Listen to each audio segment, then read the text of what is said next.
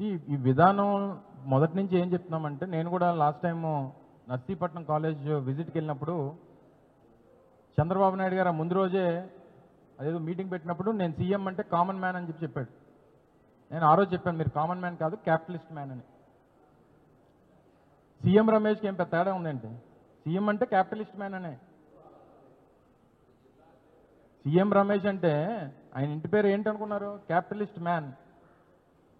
ఆయనకి ఇలాంటి నిర్ణయాలే నచ్చుతాయి. ఆయనకి ఈ 10 మెడికల్ కాలేజీలో ఏదో మెడికల్ కాలేజ్ మనం తీసుకుందాం అని చెప్పి బేరం మాట్లాడుకుని ఉంటాడు చంద్రబాబు నాయుడు గారితో. ఆయనకి షుగర్ ఫ్యాక్టరీలు కావాలి, కాలేజీలు కావాలి, భూములు కావాలి. ఆయన ఏంటి ఉత్తరాంధ్రను ఉద్ధరించడానికి వచ్చాడు అనుకున్నారా? వాళ్ళు ఈ ఊరికి ఆయనకి సంబంధం లేదు. సరే, ప్రజాస్వామ్యంలో ఎంపీగా ఎవరన్నా ఈ దేశంలో ఓటు ఉన్నటువంటి వారు ఎక్కడి నుంచైనా పోటీ చేయొచ్చు. అదృష్టం బాగుంది, ఎంపీ అయిపోయాడు. ఇక్కడ వనరులన్నీ ఎలా దోచుకోవాలనేటువంటి దాని మీద ఉన్నాడు ఆయన. ఆయన ఎంతకంటే గొప్పగా పీపీపీ విధానం చాలా మంచిది, దీన్ని మేము సమర్థిస్తున్నామని చెప్పకపోతే వద్దని చెప్తాడండి.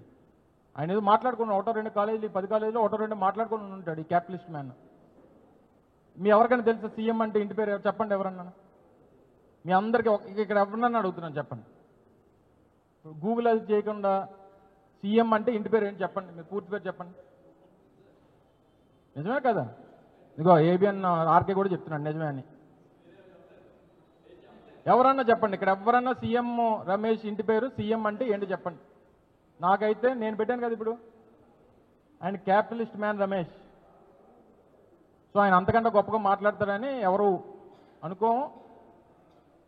ఆయన వచ్చిందే ఈ ప్రాంతంలో ఉత్తరాంధ్రలో వనరులు దోచుకోవడానికి వచ్చాడు అనేటువంటిది ఓటేసినటువంటి ప్రజలు అనుకుంటున్నటువంటి మాట, నేను కాదు.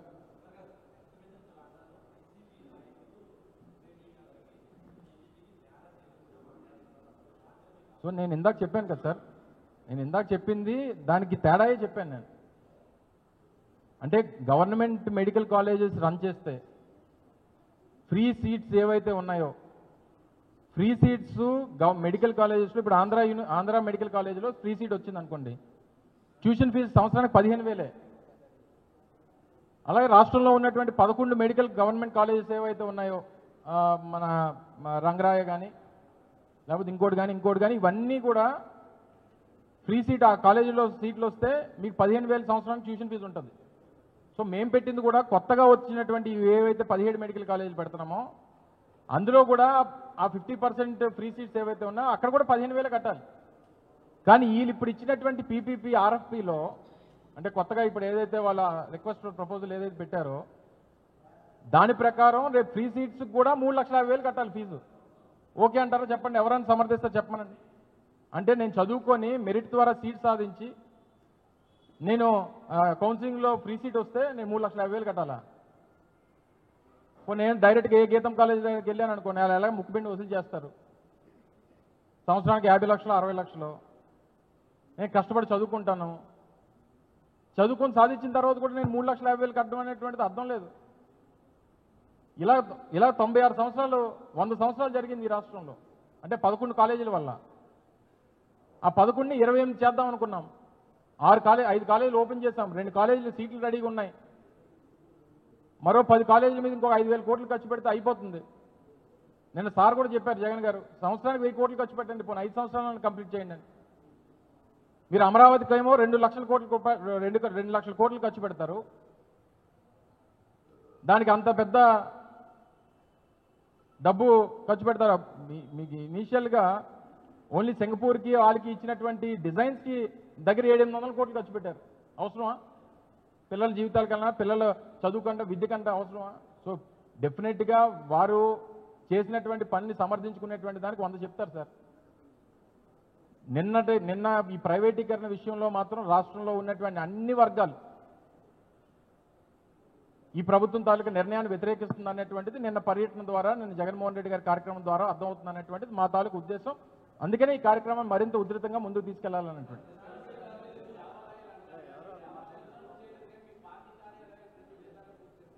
వాటిని కూడా ఏదో విమర్శ చేయాలనేటువంటి దానికి ఏదో తీసుకుని వచ్చి కలపడం కానీ, ఏవైతే గతంలో తెలుగుదేశం పార్టీ ఏం కార్యాలయాలకి స్థలాలు ఇచ్చుకోలేదా? నేను అడిగింది చెప్పు బ్రదరు. నేను అడిగింది చెప్పమ్మా. ఇది ఈ దేశంలో ప్రజాస్వామ్యంలో ప్రతి ఒక్కరికి, ప్రతి రాజకీయ పార్టీకి చట్ట ప్రకారం ఇచ్చేటువంటి ప్రక్రియ.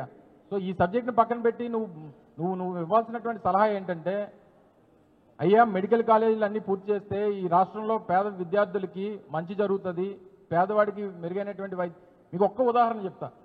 రాజమండ్రిలో జిఎస్ఎల్ మెడికల్ కాలేజ్ మీ అందరికీ తెలుసు, ప్రైవేట్ మెడికల్ కాలేజ్. మొన్న మేము రాజమండ్రిలో గవర్నమెంట్ మెడికల్ కాలేజ్ ఓపెన్ చేశాం గత ప్రభుత్వంలో, జగన్మోహన్ రెడ్డి గారి ప్రభుత్వంలో. మీరు ఒకసారి వెళ్ళి చూడండి, ఓపీ గవర్నమెంట్ మెడికల్ కాలేజ్ మేము ఓపెన్ చేసిన దాంట్లో ఎక్కువ ఉందా, ఇప్పుడు జిఎస్ఎల్లో ఎక్కువ ఉందా? రాజమండ్రి మెడికల్ కాలేజ్ గవర్నమెంట్ దాంట్లో ఎక్కువ ఉంది ఓపీ, ఎందుకంటే ఫ్రీగా వైద్యం అందుతుంది అన్నటువంటి నమ్మకంతో వెళ్తా ఉన్నారు. కొత్త కాలేజు, కొత్త హాస్పిటల్, అక్కడ ఫ్రీగా మాకు వైద్యం అందుతుందని చెప్పి ఓపీ ఈరోజు అక్కడ ఎక్కువ ఉంది.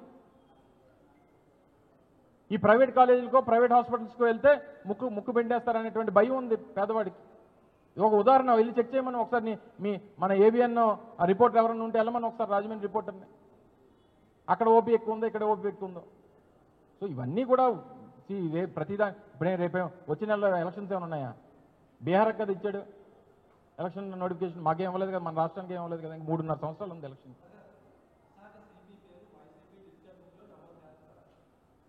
ఎందుకు ఆయన పేరు ఎందుకు? రిటైర్ అయిపోతాడేమో ఆయన. ఇది ఎవరి మీద కక్ష సాధింపు కాదు. డిజిటల్ బుక్ అనేటువంటిది ఎవరి మీద కక్ష సాధింపు, లేకపోతే ఈ రకంగా అక్రమంగా కేసులు పెట్టో, లేకపోతే వేధించో, లేకపోతే ఇంకోటి చేయాలనేటువంటి డిగ్నిటీ.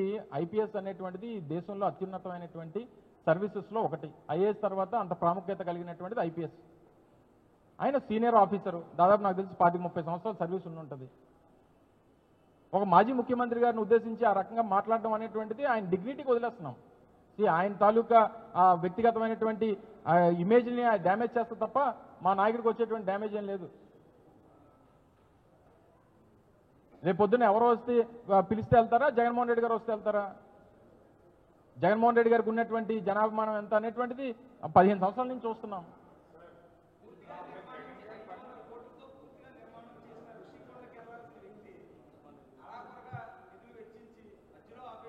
ఒకసారి చూపించమనమ్మా, అది ఎవరిది? అది అదే నేను చెప్పి నువ్వు రాకు, నువ్వు జస్ట్ మిస్ అయ్యావు. నువ్వు రాకముందే సబ్జెక్ట్ మాట్లాడాను నేను, నువ్వు జస్ట్ మిస్ అయ్యావు. అది టూరిజం ప్రాజెక్ట్ అని చెప్పాము, దీన్ని డైవర్ట్ చేయకండి.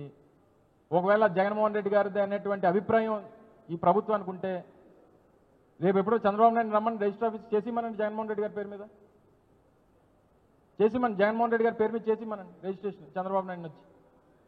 సోకాళ్ళు ఈ మాట్లాడినటువంటి మాటలను ఎవరైతే మాట్లాడుతున్నా అందరిని వచ్చేసి నన్ను అలాగే కదా ఆ రోజు విస్తన్నపేట 600 ఎకరాలు అన్నారు. ఏది విస్తన్నపేట, ఏది 600 ఎకరాలు, ఏది మీ అందరికి తలో ఎకరం ఇద్దాం అనుకున్నాం, వాళ్ళు ఇచ్చేస్తే ఎందుకు లేనిపోయినటువంటి తప్పుడు ప్రచారాలు?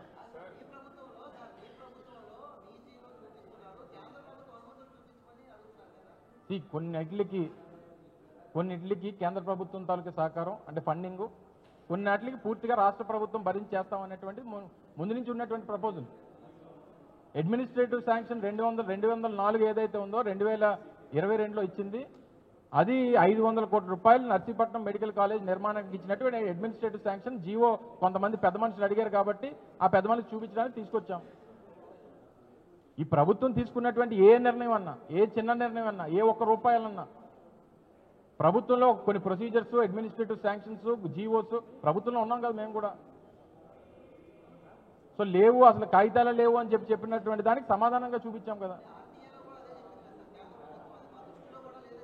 ఎవరి దృష్టిలో లేదు. మనం పులివెందుల మెడికల్ కాలేజ్ కట్టాము, పులివెందుల మెడికల్ కాలేజ్ కట్టి ఎన్ఎంసీకి లెటర్ రాసాము, సీట్లు ఇవ్వండి అని చెప్పి 2024లో. ఈ ప్రభుత్వం వచ్చిన తర్వాత ఏం రాసింది? మాకు సీట్లు వద్దని చెప్పి రాసింది, మాకు అవసరం లేదని చెప్పి రాసింది. ఏమో అడుగు, చంద్రబాబు నాయుడు గారు వచ్చినప్పుడు అడుగు, ఎందుకు సార్ మాకు కాలేజ్ సీట్లు వద్దన్నారండి.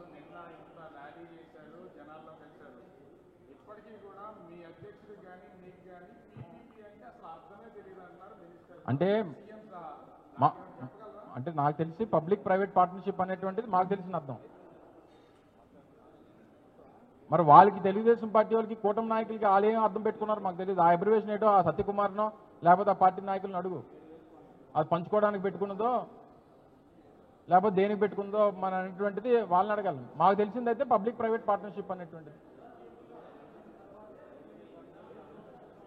ఇలాంటి నిర్ణయం తీసుకున్నటువంటి ప్రతి రాష్ట్రంలో, ఇటువంటి నిర్ణయం తీసుకున్నటువంటి ఏ ప్రభుత్వం ప్రతి రాష్ట్రంలోనూ కూడా తిరుగుబాటు అనేటువంటిది వచ్చింది.